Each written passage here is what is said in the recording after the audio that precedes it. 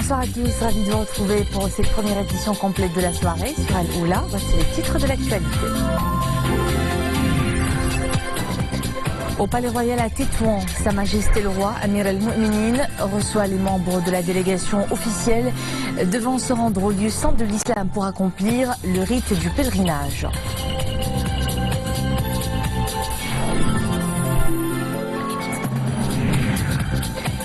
Toujours au Palais Royal de Tétouan, Sa Majesté le Roi reçoit Abdeltef Jouahri Walid Bank al-Maghrib qui a présenté au souverain le rapport annuel de la Banque centrale sur la situation économique, monétaire et financière au titre de l'exercice 2018.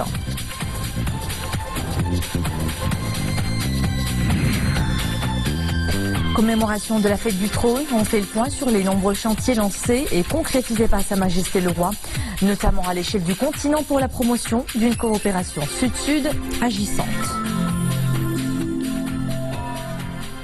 Au Palais Royal à Tétouan, Sa Majesté le Roi Mohamed VI Amir al-Mu'minin a reçu les membres de la délégation officielle devant se rendre au lieu saint de l'islam pour accomplir le rite du pèlerinage au titre de l'année 1440 de l'Hégire. Les développements, Mohamed Leshkar. Palais Royal à Tétouan, où Sa Majesté le Roi Mohamed VI, Amir al-Mu'minin, a reçu les membres de la délégation officielle devant se rendre au lieu saint de l'islam. Délégation conduite par Hammou Halli, secrétaire d'État auprès du ministre de l'Agriculture, de la Pêche maritime, du Développement rural, des eaux et forêts, chargé du développement rural et des eaux et forêts. La délégation officielle est également composée de messieurs Mohamed Atfaoui, gouverneur de la province d'Azilal, Taïb Anjar, juge, président de la chambre criminelle de la Cour de cassation, premier vice-président de cette cour, Mohamed Basri, ambassadeur, directeur des affaires consulaires et sociales au ministère des Affaires étrangères et de la coopération internationale, et le colonel Abdouhab El-Gnawi, commandant du 4e bataillon munitionnaire. Cette audience s'est déroulée en présence du ministre des Habous et des Affaires islamiques Ahmed Tawfiq. Sa Majesté le Roi Mohamed VI Amir al-Mu'minin, que Dieu le préserve, me fait un grand honneur en me confiant la présidence de cette délégation officielle devant se rendre au lieu saint de l'islam pour accomplir le rite du pèlerinage. Sa Majesté le Roi Mohamed VI nous a donné ses hautes instructions en vue d'assurer la coordination entre les différentes délégations de pèlerins marocains et leur apporter assistance et soutien pour qu'ils puissent accomplir le rite dans les meilleures conditions. Et à cette occasion, Sa Majesté le Roi Mohamed VI Amir al-Mu'minin nous a chargé de transmettre ses fraternelles salutations au serviteur des lieux saints de l'islam, le roi Salman bin Abdelaziz Al Saoud, souverain du royaume d'Arabie Saoudite.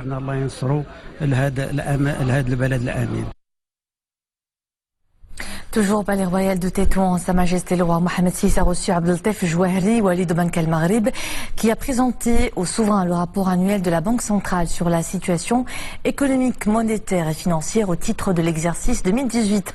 Retour à Mohamed Leshkar. Dans le rapport annuel de la Banque centrale sur la situation économique, monétaire et financière au titre de l'exercice 2018, rapport présenté à Sa Majesté le Roi Mohamed VI, Walid Bank al-Maghrib indique que l'économie nationale a enregistré un taux de croissance de 3%, impacté en particulier par la lente reprise des secteurs non agricoles. Soulignons toutefois que le taux de chômage a reculé à 9,8%, tout en restant élevé parmi les jeunes, notamment citadins. Au niveau des équilibres macroéconomiques, Walid Bank al-Maghrib précise que la consolidation budgétaire a connu un certain ralentissement, le déficit s'étant accentué à 3,7% du PIB, et en parallèle, le déficit du compte courant s'est aggravé à 5,5% du PIB, malgré la poursuite d'une performance notable des exportations. Quant aux afflux d'investissements directs étrangers, ils ont atteint 47,4 milliards de dirhams. Les réserves internationales nettes se sont établies à un niveau équivalent à un peu plus de 5 mois d'importation de biens et services. L'inflation a affiché une accélération à 1,9%, tirée en grande partie par le renchérissement des produits alimentaires à prix volatiles. L'année a été marquée également par le lancement du processus de flexibilisation graduelle du régime de change, qui a pour principal objectif de renforcer la résilience de l'économie nationale face aux chocs externes et de soutenir sa compétitivité. La première année de mise en œuvre de cette réforme s'est déroulée dans de bonnes conditions. Wali Bank al-Maghrib relève que ces évolutions qui ont marqué l'année 2018 laissent suggérer que la performance de l'économie nationale reste insuffisante pour répondre aux attentes sociales croissantes. À cet effet, la remise du Maroc sur un sentier de croissance plus élevé, tel que celui enregistré lors de la première décennie de ce siècle, requiert la poursuite des réformes avec toutefois une plus grande exigence en termes d'efficacité et de rendement, et une meilleure prise en compte des mutations de l'environnement international. Abdelatif Jouahri appelle à ce que la politique publique inscrive parmi ses priorités la création d'un environnement propice au développement de l'entreprise marocaine et au renforcement de sa compétitivité. Pour cela, il est impératif, dit-il, d'accélérer la mise en œuvre de la réforme du système de l'éducation et de la formation.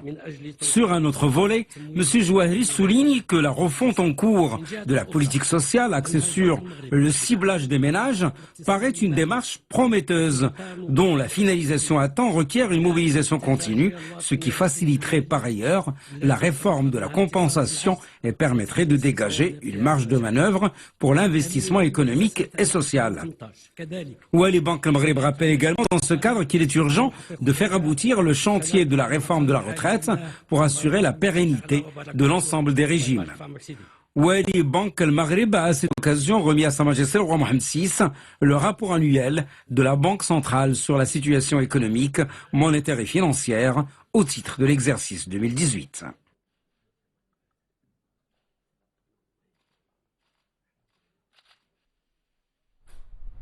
C'est demain, mardi 30 juillet, que nous commémorons la glorieuse fête du trône. À cette occasion, Sa Majesté le roi Mohammed VI adresse ce soir un discours à la nation. Le discours du trône sera retransmis sur les ondes de la radio et à la télévision à partir de 21h. C'est ce qu'annonce un communiqué du ministère de la Maison royale du protocole et de la chancellerie. Sa Majesté le roi a adressé un message de condoléances et de compassion aux serviteurs des deux lieux saints de l'islam, le roi Salman ben Abdelaziz Al Saoud, souverain du royaume d'Arabie Saoudite, suite au décès de son frère, son Altesse royale le prince Bandar ben Abdelaziz Al Saoud. En ces douloureuses circonstances, Sa Majesté le roi exprime au souverain d'Arabie Saoudite et à travers lui à l'ensemble des membres de son illustre famille royale ses vives condoléances et ses sincères sentiments de compassion suite à cette perte cruelle. La volonté divine étant imparable, implorant le Tout-Puissant d'entourer le défunt dans sa sainte miséricorde, de l'accueillir dans son vaste paradis et d'accorder patience et réconfort à l'ensemble de la famille royale saoudienne. À l'occasion du 20e anniversaire de l'accession de Sa Majesté le roi au trône de ses glorieux ancêtres, le souverain a reçu de nombreux messages de vœux et de félicitations, messages qui émanent du serviteur des deux lieux saints, le roi Salman ben Abdelaziz Al Saoud, roi du royaume d'Arabie Saoudite, du souverain du royaume de Bahreïn, le roi Hamad ben Issa Al Khalifa, du président de l'État des Émirats Arabes Unis, Cheikh Khalifa ben Zayed Al Nahyan, de Sa Majesté Philippe, roi des Belges, également du roi Philippe VI, roi d'Espagne, de Sa Majesté Elisabeth, reine du royaume d'Angleterre, de Sa Majesté le roi Carl Gustave de Suède et du président américain Donald Trump. Et toujours en cette heureuse occasion, deux conseillers du souverain Abdeltef Mennouni et Omar Aziman ont accordé des entretiens à l'AFP, des entretiens dans lesquels ils parlent des grandes réalisations accomplies sur tous les plans depuis l'accession de Sa Majesté le roi au glorieux trône à Alavite. Pour les deux conseillers, la priorité se déplace désormais vers un nouveau modèle de développement plus sensible à l'impératif de la justice sociale. Évolution politique, grand chantier avancé. De nombreux acquis. Les conseillers du souverain Abdeltef Mennouni et Omar Aziman, dans un entretien à l'agence France-Presse, en font un tour d'horizon. Un certain nombre de choses ont été accomplies et l'essentiel en matière démocratique a été fait, qu'il reste à approfondir, a indiqué le conseiller de Sa Majesté le roi, Abdeltef Mennouni. La nouvelle constitution a offert des possibilités aux partis politiques leur permettant de s'imposer plus qu'auparavant, a expliqué le conseiller du souverain. Au départ, la priorité était d'avancer dans le domaine de la démocratie, de construire un état de droit, de consolider les droits humains, de tourner la page du passé, de réussir l'expérience d'une justice transitionnelle, a fait savoir de son côté Omar Azimen, conseiller du souverain, précisant qu'à partir de 2004, la priorité s'est portée sur les grands chantiers économiques, les grands travaux d'infrastructure, routes, autoroutes, ports, aéroports et l'économie, avec un accent sur l'agriculture, l'industrie, les énergies alternatives. Mais aujourd'hui, la priorité se déplace sur la réduction des inégalités sociales, spatiales, territoriales.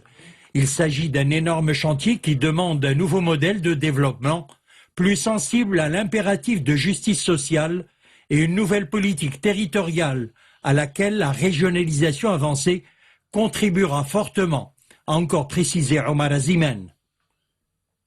Les Marocains peuvent être fiers du parcours accompli, mais on n'est pas insensible aux imperfections, a-t-il dit. Pour continuer à avancer, la cohésion sociale est un élément crucial, a affirmé le conseiller de Sa Majesté le Roi. Le royaume est passé à la vitesse supérieure dans les choix stratégiques, l'action de l'État, la conduite des politiques publiques et l'exigence de l'efficacité, estime Omar Azimen. Et en cet anniversaire, on fait le point sur les nombreux chantiers lancés et concrétisés par Sa Majesté le Roi. L'un des grands acquis du royaume s'illustre dans la vision royale pour une Afrique qui fait confiance à l'Afrique. La politique de solidarité et de coopération prônée par le Maroc sous l'impulsion de Sa Majesté le Roi fructifie sur le terrain des réalisations à travers des chantiers de développement et de co-développement embrassant divers domaines. C'est le thème d'une série de grands reportages que nous vous proposons à partir de ce soir.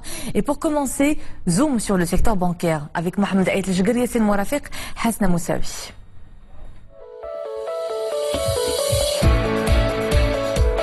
Le secteur bancaire marocain s'érige aujourd'hui en élément moteur des investissements directs du royaume en Afrique. Plus de 52% de ces investissements entre 2007 et 2017 pour un montant de près de 18 milliards de dirhams. 3 banques marocaines ont particulièrement renforcé leur présence en Afrique, accompagnant ainsi le renforcement des partenariats sud-sud, prônés et impulsés par Sa Majesté le Roi Mohammed VI.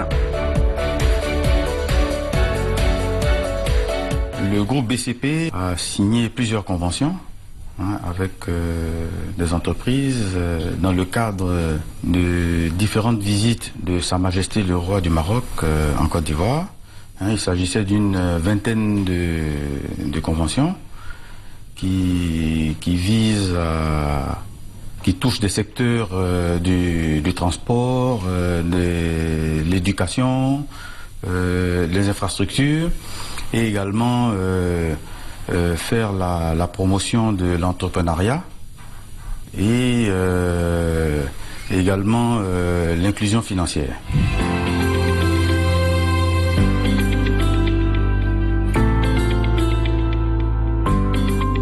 Le Royaume du Maroc est désormais le premier investisseur africain en Afrique de l'Ouest, avec plus de 5 milliards de dollars dans 22 pays africains. Des investissements directs dans divers secteurs, notamment le secteur bancaire qui, à lui seul, totalise près de 2 milliards de dollars consacrés au financement et à l'accompagnement de chantiers de développement. Si je prends donc rien que le groupe Attijari Wafa Bank, donc j'ai plusieurs accompagnements en fait de l'État de Côte d'Ivoire, mais aussi en fait donc l'ensemble des opérateurs et l'ensemble donc du monde économique donc ivoirien. J'en ai parlé de la baie de Cocody, mais on peut parler aussi donc du financement des VRD dans le cadre donc de logements sociaux. C'était un projet qui était cher à l'État de Côte d'Ivoire, lequel le groupe Attijari Wafa Bank a eu le plaisir donc de l'accompagner. Je peux parler de la zone industrielle, la nouvelle zone industrielle, où en fait le groupe Attijari aussi a mis en fait donc les fonds pour que l'État de Côte d'Ivoire puisse développer cette zone dont la Côte d'Ivoire avait tant besoin.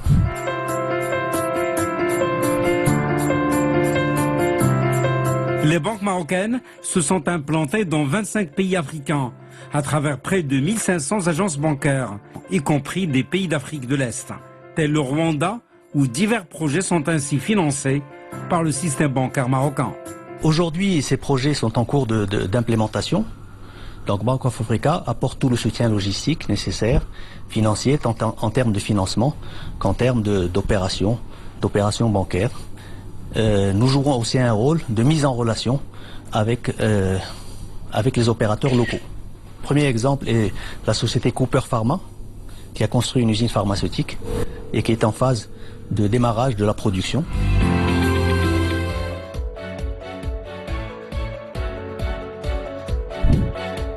La stratégie d'implantation des banques marocaines se base sur des prises de participation dans les capitaux des banques locales pour des partenariats sud-sud gagnant-gagnant. Autre projet qui fait rayonner le Maroc à l'international, le plus grand port d'Afrique et le premier en Méditerranée en termes de capacité. Le port Tanger Med, un hub logistique mondial qui offre des capacités de traitement pour 9 millions de conteneurs. Le mégaport a installé le royaume sur la scène maritime internationale avec à la clé une connexion avec 186 ports dans 77 pays du globe. Nesrina Ostar. Ce complexe titanesque fait du royaume un acteur de premier plan en matière de commerce maritime international. Il séduit grâce à sa position géographique extrêmement stratégique et à sa fluidité. 40% du transport qui y transite est destiné à l'Afrique, 20% à l'Europe et 10% aux Amériques. Une connexion donc avec 186 ports, dont 77 pays au total, et un rayonnement qui se confirme d'année en année sur les plans méditerranéens et africains. Grâce à son écosystème propice aux affaires, Tanger Med a déjà attiré plus de 900 entreprises, tous secteurs confondus, avec plus de 70 000 emplois déjà créés. Le port Tanger Med a atteint les objectifs assignés dès le premier jour, notamment par la réalisation d'un complexe industriel au portuaire avec une infrastructure de rang mondial. C'est un port en eau profonde connecté à plus de 176 ports dans 80 pays. Et qui permet aujourd'hui aux opérateurs marocains d'exporter ou d'échanger des marchandises avec l'ensemble avec le reste du monde. En termes de tonnage manutentionné, le volume traité l'année dernière au niveau de ce méga complexe portuaire a dépassé les 52 millions de tonnes, soit une augmentation de 2% par rapport à la même période une année auparavant. Cette hausse se justifie par la performance et la productivité de la capitainerie et du pilotage pour la gestion des différentes opérations portuaires. Tous les indicateurs portuaires de cette année sont en augmentation. L'indicateur le plus important, c'est le tonnage que le port a pu manutentionner cette année et qui est de 44,6 millions de tonnes. C'est un indicateur extrêmement important qui est en évolution de 8% par rapport à l'année dernière. Le deuxième indicateur extrêmement important pour le port, c'est le nombre de bateaux qu'on a pu faire escaler dans ce port et qui est de 14 000 escales de navires. Le port Tanger Med, c'est également des équipements futuristes et une stratégie digitale très innovante. L'enjeu est de réduire les délais d'attente des navires et d'augmenter la productivité des installations et booster ainsi les activités de l'import et de l'export. Et les chiffres le confirment. L'année dernière, plus de 139 milliards de dirhams de marchandises exportées sont passés par Tanger Med, ce qui représente plus de la moitié de l'ensemble des exportations marocaines. Le port est actuellement connecté à 77 pays et 186 ports au monde. Le projet Tanger Med compte actuellement plus de 900 entreprises dans les domaines industriels, logistiques et des services, ayant permis de créer plus de 75 000 postes d'emploi. Enfin, le nouveau port Tanger Med 2 nous placera dans le top 20 mondial pour tout ce qui est trafic conteneur. L'export automobile est également en pleine expansion. L'année dernière, 479 321 voitures ont transité par le port Tanger Med, dont 91% proviennent de l'usine de Tanger. L'année en cours devrait également booster l'activité, surtout avec le démarrage des exports de véhicules fabriqués à l'usine de Kenitra. À l'occasion de la commémoration du 20e anniversaire de l'accession de Sa Majesté le roi Mohammed VI, chef suprême et chef d'état-major général des forces armées royales, au trône de ses glorieux ancêtres, les forces royales air organisent demain et après-demain des shows aériens le long de la côte entre Madir Karifine et au-dessus de la corniche de Martil. Des spectacles à suivre à partir de 17h. Un communiqué de l'état-major général des phares indique que ces présentations d'acrobatie aérienne seront animées par la prestigieuse prestigieuse équipe de voltige Marche Verte des Forces Royales Air. Et toujours en cet heureux anniversaire, la communauté juive de la région Marrakech-Safi a organisé hier une réception, l'occasion de réitérer le dévouement permanent qu'éprouve le peuple marocain pour son roi et les liens séculaires de la Bay'a unissant toutes les composantes de la nation autour du trône. Nisri Lanstar. Ils sont venus des quatre coins du monde pour célébrer dans la joie et l'allégresse cet heureux événement et réitérer leur attachement au trône alaouite. Des Marocains de confession juive qui n'ont jamais coupé le cordon ombilical avec leur pays d'origine. Pour eux, le 20e anniversaire de la fête du trône est l'occasion d'exprimer encore une fois la fierté identitaire qui les anime.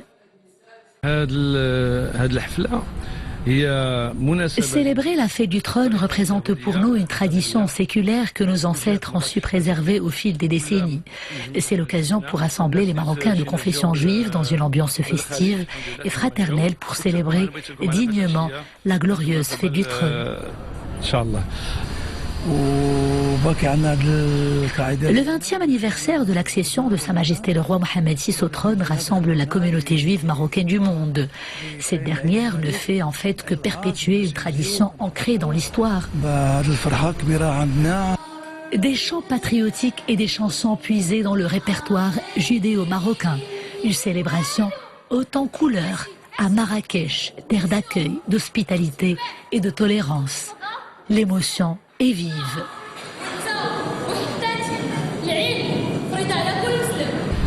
Nous sommes là réunis pour fêter le 20e anniversaire de l'accession de Sa Majesté le roi Mohamed VI, que Dieu le bénisse et le glorifie. Nous voulons montrer notre attachement à la dynastie alaouite et à la personne de Sa Majesté. Il faut savoir que la communauté juive, vieille de plusieurs millénaires, a toujours été et a accompagné la monarchie alaouite durant toute sa vie. La fête du trône, une joyeuse occasion qui cristallise l'attachement indéfectible de toutes les composantes de la nation au glorieux trône alaouite.